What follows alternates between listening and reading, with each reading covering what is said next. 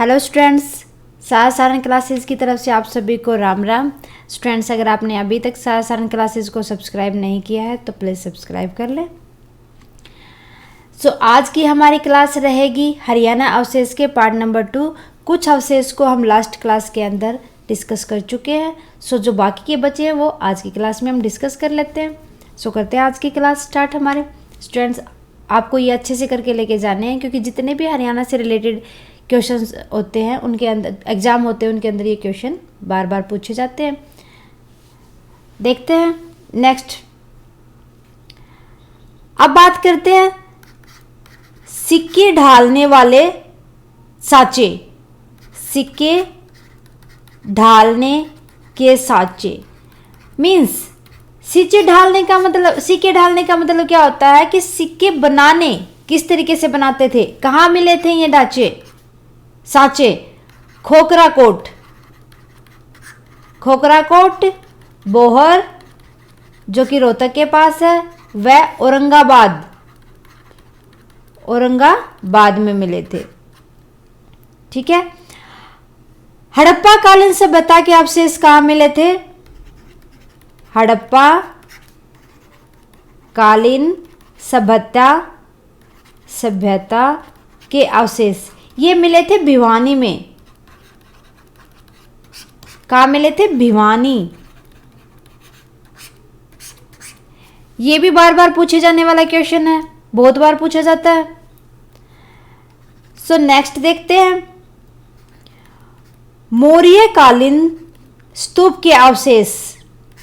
मौर्यकालीन स्तूप के अवशेष जो मौर्यकालीन में स्तूप बनाए गए थे वो अवशेष कहाँ मिले थे? हिसार व फतेहाबाद। ओके। अब बात करते हैं योद्धकालीन साँचे। ये भी खोखरा कोट में मिले थे। जो युद्ध के टाइम पर यूज किए जाते थे साँचे, योद्धकालीन साँचे खोखरा कोट में मिले थे। ये भी जहां पर सिक्के डालने के साँचे मिले थे, खोखरा कोट, रोहतक।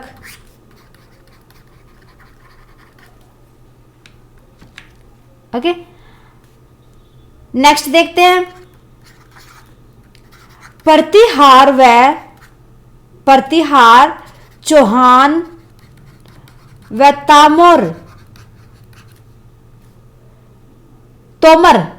तोमर शासकों से संबंधित सिक्के। जो प्रतिहार चौहान और तोमर शासकों के सिक्के थे वो कहाँ मिले थे? ककराला व मोहनबाड़ी। ककराला व मोहनबाड़ी में मिले थे। फिर बात करते हैं यक्षियों की मूर्तियां। यक्षिणियों की मूर्तियां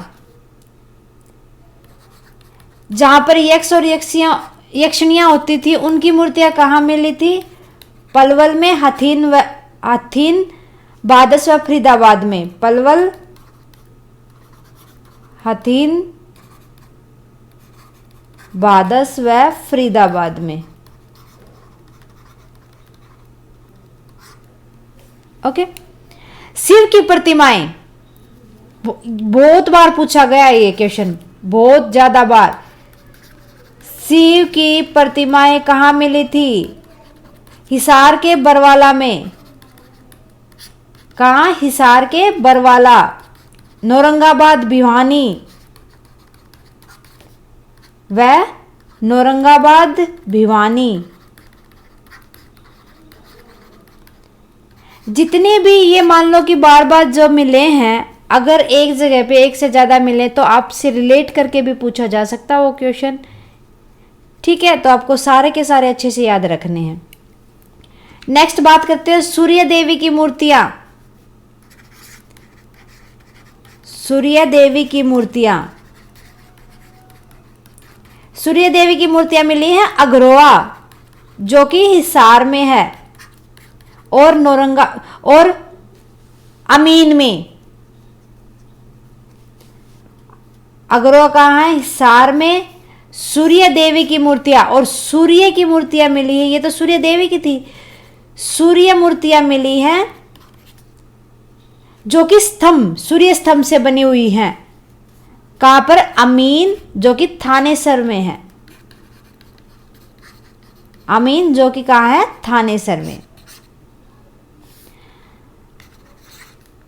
महात्मा बुद्ध की तो महात्मा